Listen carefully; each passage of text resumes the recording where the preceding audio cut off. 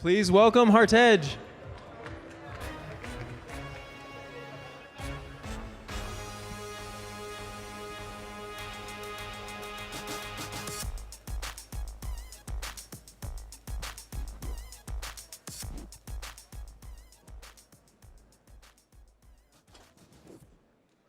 Check, check. That's a really big cartoon in my face. Oh, there's another one on that side. All right, we got a packed room in here. Hopefully you guys can squeeze in. I know it's really intensely packed. Okay. All right, so hi everybody. Thank you so much to the BlockShow team for having me. This is my home base. I'm actually based in Las Vegas. We have a team of 40, mostly white hat cybersecurity experts, white hat hackers, cybersecurity experts that, we focus on the intersection of cybersecurity and the blockchain space. So what we've been focusing on at our company's name is Hosho. Hosho, the word itself, means security in Japanese. And we've been focused for about a year now on auditing smart contracts, doing penetration testing, building out other things like finding phishing scams in Telegram groups, a multi-sig wallet, and now we're even throwing a blockchain security conference in October right here in Vegas, actually called HoshoCon. But yeah, I wanted to start this presentation off by setting the stage by saying that the fundraising mechanism of an ICO is not about to disappear. Just in 2018, as of today, we've raised about $18 billion has been raised as of today from ICOs. We've raised more money in the first 3 months of 2018 than all of 2017, the year before. And I think this is not about to slow down. We are definitely about to find some clarity on regulation. And we have about 25 to 27 countries racing each other to figure out how they can bring clarity on regulation, whether it's Malta, Gibraltar, Bermuda, the island nations. We're seeing some excitement on that. But I'd like to start off the presentation from taking what I think is more of an early stage VC approach, a traditional Y Combinator demo day, which was just yesterday, a more Y Combinator demo day approach, which is asking a company, what problem are you actually solving? And if you can't answer that clearly, then maybe you can blow my mind along the lines of how you are like the Twitter of the decentralized world. And I use that example because when Twitter came out, Twitter wasn't essentially solving a problem. Twitter was taking advantage of the fact that the internet is decentralized, and now I can send somebody else a small message of about 140 characters. And so it's enhancing humanity by leveraging the internet. And so my question to companies is either you're enhancing humanity by leveraging this future of trustlessness and decentralization and leveraging a blockchain of some sort, or you're solving an actual problem that someone is willing to pay for. And it shouldn't be unheard of for you to already, as a company, prior to exploring fundraising, be making $20,000, $25,000 of monthly recurring revenue. And within this space, people are more interested in their private pre-sale of their ICO. They don't have a product built, they have a white paper, they don't have a smart contract coded yet, and when you ask them what's the project about, and the first thing they tell you is, well, we've already raised about 1.5 in our private pre-sale. So, well, that's not traction on your actual product. You don't have a product built. And you can't even answer what problem you're solving yet. And believe it or not, regardless of what you read in TechCrunch, most companies that raised their first $1 million, even for equity in Silicon Valley, had already been making $20,000, $25,000 a month, unless they sold a company before, went to Stanford, or were an early employee at a major company like LinkedIn or Google. Like making a couple of $1,000s from clients that are willing to pay you for solving a problem shouldn't be unheard of. Why are you uniquely qualified to be solving the problem you're solving? The example I like to give here is I went to college at Penn State. And at Penn State, we had an abundance of kids from the Middle East that were majoring in petroleum engineering. We had a really great petroleum engineering program. And after I read about Bitcoin in 2011 and 12, I remember one of the first people I called was a group of my friends that are all from Saudi Arabia, and they all majored in petroleum engineering. And I was like, you guys can leverage blockchain in the oil space. You guys are uniquely qualified.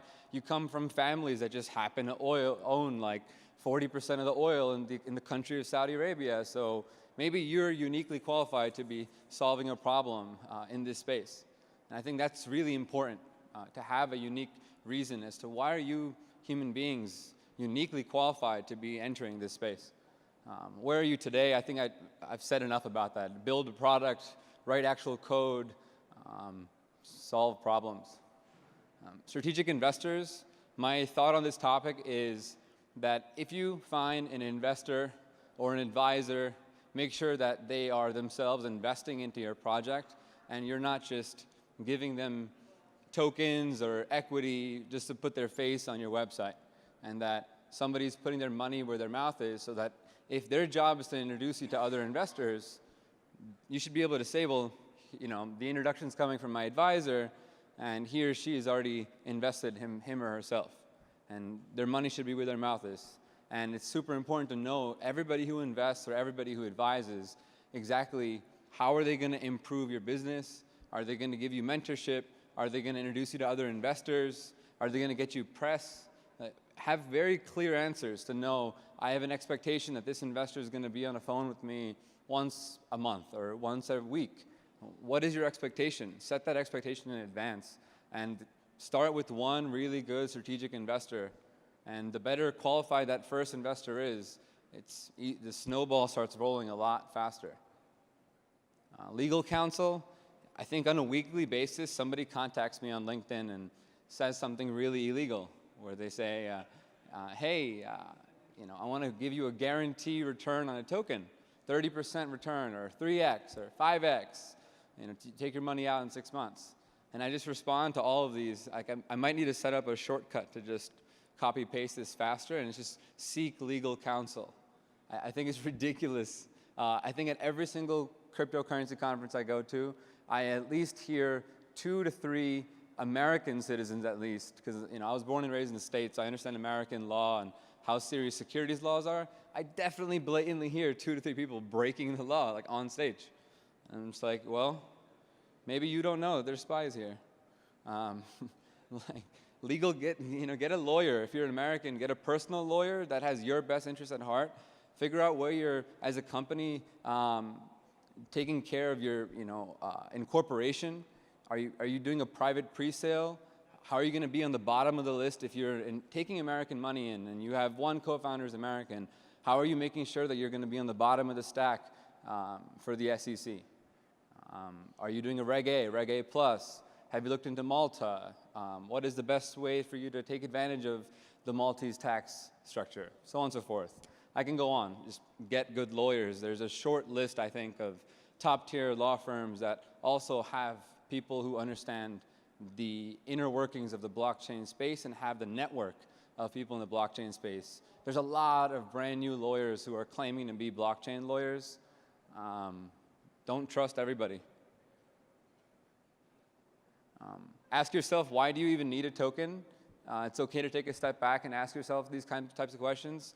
You can use a convertible note and you can raise capital for equity. You can do a security token, you can give away equity in your company, and you can have time pass while you actually build product before you can answer very clearly why you even need a token and what blockchain have you even decided to build on. And so nowadays a big trend that's happening is there's a surge of people saying, well, if I involve the Neo blockchain, I can involve the Neo Capital Fund. I want the Neo Capital Fund's money, so if I can somehow wing the fact that we're going to leverage the Neo blockchain, it opens up me to getting Neo money. But we're going to start with an ERC20 on Ethereum, and so we're going to do our fundraise there. And my advice to companies is pick one blockchain and commit to it for some time. If you're going to do the ERC20 token on Ethereum, stick with Ethereum. The reality is that Ethereum still has the most commits. All these new blockchains are popping up, Neo, NAM, EOS. If you go on GitHub and look at the number of commits that good engineers are actually putting in, it's not an impressive amount of commits being put in on all the new blockchains. Ethereum still has tens of thousands of commits on its blockchain every single day by really, really smart engineers. And I feel like that's not talked about. People are all just pumped to hopefully invest in the next Ethereum. Another big problem in the space is once you've committed to say, okay, I'm going to do a token sale. I want to do an ERC20 token, for example, which has been the most common. People are outsourcing the writing of the white paper and outsourcing the writing of the smart contract to people on completely opposite sides of the world. And what we're finding is that there's discrepancies between what you wrote in the white paper and what the smart contract actually does.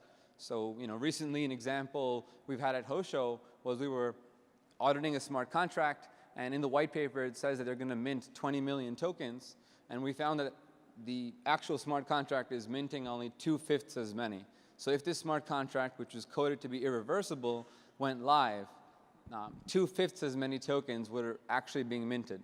And so this is just a math error in the business logic, which I think is ridiculous. But in the software world, if you were coding some app like Angry Birds, you could just find a bug or and submit a new version of the app, and all hell didn't really break loose. In this space, if the smart contract gets hacked, people lost money. They actually lost money, and it's like me telling you that there's a threat to your Bank of America app or your Chase app or one of your banking applications, and all of a sudden you care a lot more about security. And sadly, when it comes to security, it's not commonly talked about in the space, and I'll talk more about that. Later on, one thing I should talk about is content. So as soon as someone decides they want to do an ICO, all of a sudden the co-founders have to be thought leaders. But before you pay someone to get on a stage and be able to sit on more panels and have pictures taken, the reality is you need to just publish good content. You need to be adding value to the industry and explaining what your true opinion is after actually spending hours and hours of reading each and every day. And that's something that I'm not seeing enough of. I'm seeing people hire expensive PR firms and try to maneuver themselves to get on stage, but they don't want to write content. They don't want to be thought leaders. And I mean, the rest of it, doing a roadshow, doing PR, doing marketing, there's probably 100 companies at this conference that offer those types of services. I don't need to say more about that. Everyone's in PR nowadays. And in my opinion, if you're in PR, you're not really in crypto, you're still in PR. Fact. Security journey, so this is really important. I think this is what is not talked about enough. So you're going to write a smart contract, but have you figured out who's going to conduct the audit of a smart contract? So once you get a smart contract audited by a third-party professional, that third-party professional has taken the code, they've done a static analysis, and they found any hidden functionalities, they found any centralized functionalities, they found any backdoors. They're using a mix of automated tooling and manual tooling, and they're having 4 people then conduct a dynamic analysis where they're going to marry the source of truth or the business logic to the actual code, and then they're going to do a gas analysis if it's Ethereum to make sure you're not clogging the blockchain, and put a seal of approval on the actual code. So they're putting a GPG file that's cryptographic on the code and sealing it so that if you change the code, you've opened up doors for vulnerabilities. And that's not okay for central governments, for lawyers, for investors, for anybody really. And it's becoming best practice and known that every exchange wants to make sure that you have a sophisticated audit report from a third-party professional in order to have your token listed. And this is also something that we foresee to be baked into regulation in places that are on the forefront of that, like Malta and Gibraltar, where they're going to say, well, if you want to be listed on Binance, which is now in Malta, well, your token has to go through an audit by a third-party professional. And Binance itself as an exchange will have to go and get its exchange penetration tested at least once every 3 months or once every 4 months. They'll have to get the entire exchange tested by professional white hat hackers to try to hack it the way a hacker would. An example I give out there for penetration testing in this space was that there's a company called CoinDash, I believe it was, CoinDash. They made their private presale for their website in WordPress. And WordPress, as most of you may know, is extremely insecure. It's easily hackable. So they made their private presale website for their ICO in WordPress, and the hacker penetrated the website and just changed the address to which you can send the ETH. And within less than 11 or 12 hours, around $13 million at the time of USD was just sent to the wrong ETH address. And if they had simply hired anyone, really, for just a couple of $1,000s to do a pen test, the first thing they would have said was, just like, rebuild this. I can't believe it's in WordPress. And if you're running a website, you're running an exchange, you're building a wallet, you need to get it pen tested. And then the third thing I'll touch on is in-house security practices. You know, most of the times when you talk to companies, you'd be surprised how large they can often be, and their answer is often the same, that they point to the CTO when someone asks them who's in charge of the security at your company.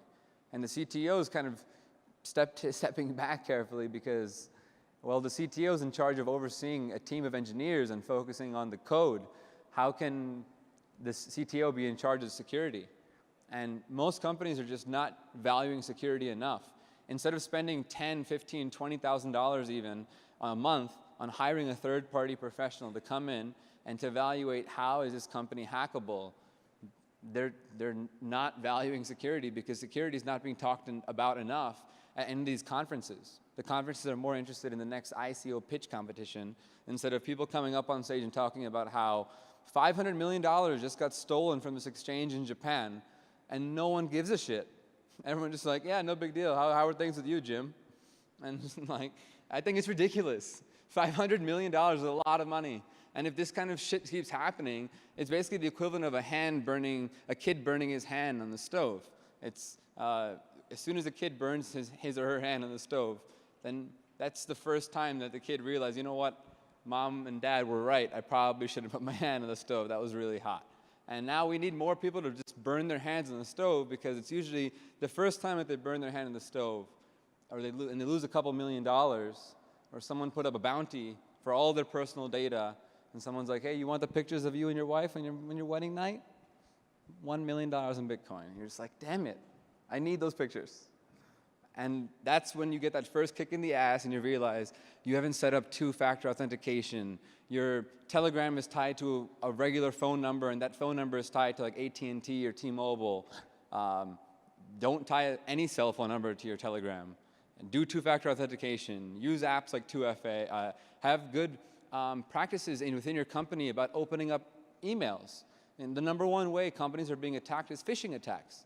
Right? So a super common story that I've been sharing all around the world is this story about a client of Shapeshift where a Bitcoin exchange was hacked, where the hacker simply stalked all the employees of the exchange for a month or so, found all the employees' social media information, found out that one of the employees of the exchange is obsessed with dogs. And they have a dog, we'll call the dog Fluffy, and this dog competes in competitions. So Fluffy must get fluffed up and go and do a prance, and basically the hacker made a fake website for a dog competition really close to this employee's home, emailed the employee opened up the email, ended up opening up a Microsoft Word document, a PDF, whatever it was, and signing up for this dog walking competition.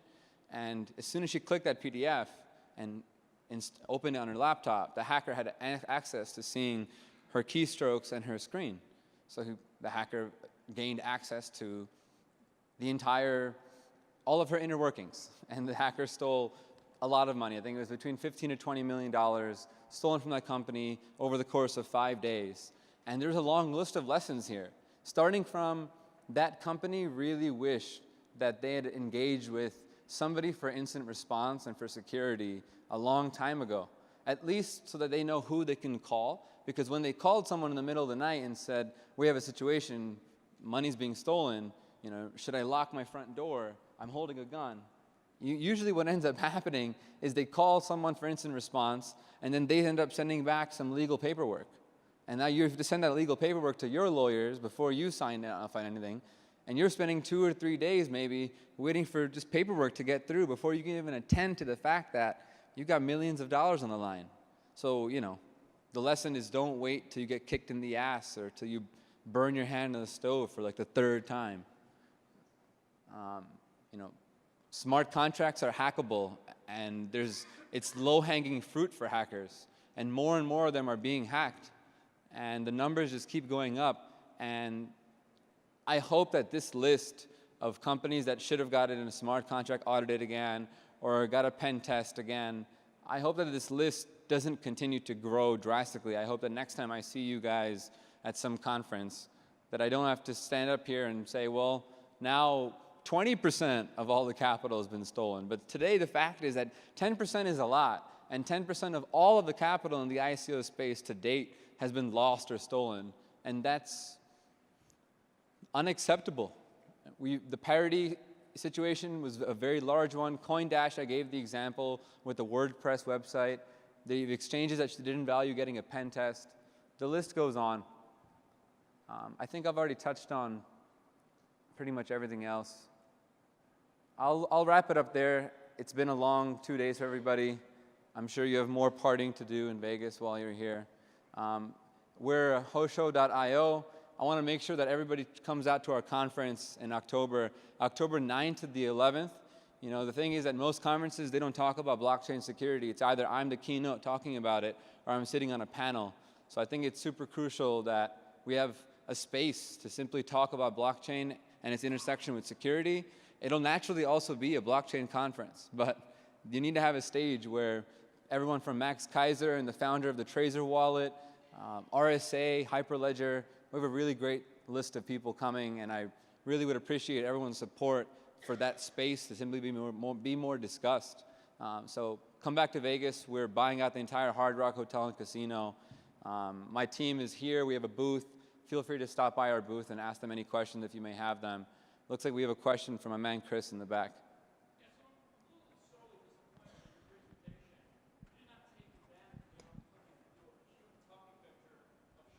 This is my face. You don't like my face, Chris? Look at my face.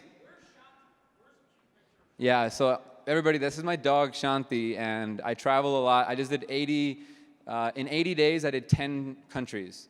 So I haven't spent a lot of time with my dog, so now that I'm in Vegas and this is my home base, I brought Shanthi with me. So there's Shanthi. You'll see me walking around with the 70-pound Doberman Pinscher. And so this is what Chris was saying, that I should have used Shanthi in my presentation. Thank you for the advice, Chris. Really, really great. Really great. Thanks. If you had a voice, you'd listen to me. Hi. What are some of the implications of the blockchain and smart contracts of these lower-level attacks, like channel attacks, that has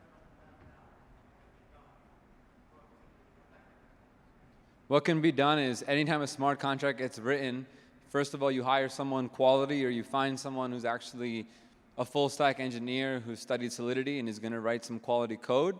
And after that code is written, to do an in-house audit, and then after you've done an in-house audit, to then find a professional third party, and to get another whole audit, and then to review the audit, review the mistakes that they found, give it back, get a re-audit, make sure they put a cryptographic seal on it. And I feel like if you went to a good auditor, all of your risk has been mitigated. If you went to an auditor that guaranteed you a 24-hour turnaround, and it was only like a $500 audit off like 10 cents, then your risk is probably not mitigated. Hi, I'm Diana Cecilia Hayes. I'm an international realtor. I do transactions overseas. And I came here to know about blockchain because I was clueless and I have been asked so much about it, especially from foreign investors. My question directly to you is this. Do you provide security for the title companies that manage real estate transactions within the United States? That's not exactly our scope of work, but we have partners that deal with that type of thing. Okay, so you can provide, because what I have learned in this whole 2 days almost, is that in order to do a real estate transaction, there's going to be a point where the contract is going to be open, or the access is going to be given to a title company that is the one that is going to send the transfer to the actual seller. Mm-hmm. And in this case, in my humble learning experience, after your presentation, which was excellent, from a clueless person, you didn't like me. Gracias. De nada. I would like to really know that the title companies in the United States are having a service like yours to make sure that the transactions are clean. I think this will be baked into regulation eventually, and enterprise companies, like Fortune 500 companies, whenever they ship off code, it's already regular practice for them that when it goes from R&D to the main stage and it goes to be deployed, that they always already have a regular practice to get multiple code audits, 2 if not 3. So we're hoping to bring that type of regulation back into, copying that type of regulation into this space. Hopefully we can self-regulate and create self-regulatory organizations. I can speak with you outside of this about other people that I can introduce you to that are more focused on what I think you're looking for. Thank you. Yeah. Anyone else? Cool. I'm easy to find here. I'm wearing a yellow turban, but in life, you can find me on the internet as Hartej, the Hartej, T-H-E-H-A-R-T-E-J. There actually is a lot of Hartejes out there in the world, believe it or not. So that's kind of nuts. So I had to put a T-H-E in front of it. So find me on Twitter. Bye. Thank you, Hartej Sawhney.